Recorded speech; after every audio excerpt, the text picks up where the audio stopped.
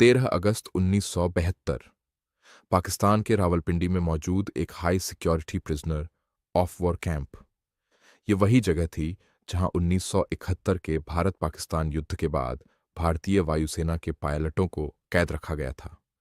चारों तरफ ऊंची दीवारें, कांटेदार तार और हथियारबंद पाकिस्तानी सैनिक। यहां से भागना नामुमकिन माना जाता था। इन्हीं कैदियों में एक थे भारतीय वायुसेना के जांबाज pilot flight lieutenant Dilip Parulkar. गिरफ्तारी के बाद उन्हें एक अंधेरी कोठरी में रखा गया। पाकिस्तानी अधिकारी ने उनसे कहा, आडमपुर एयरबेस का नक्शा बनाओ।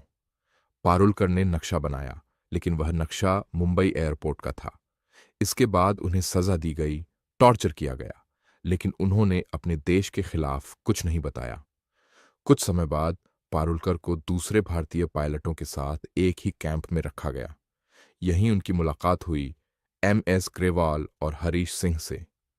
कैंप में सबको लग रहा था कि अब युद्ध खत्म हो चुका है तो जल्द ही रिहाई हो जाएगी, लेकिन पारुलकर का मन मानने को तैयार नहीं था।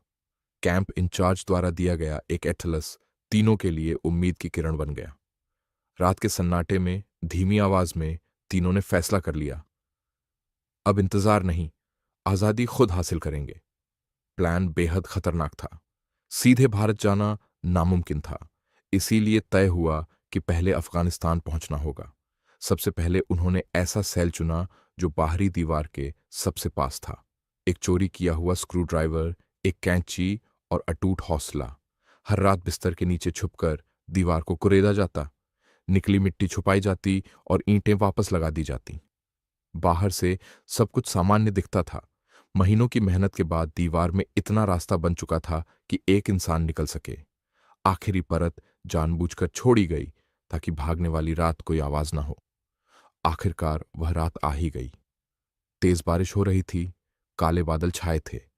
तीनों ने पठानी सूट पहने और दीवार की आखिरी परत तोड़ दी।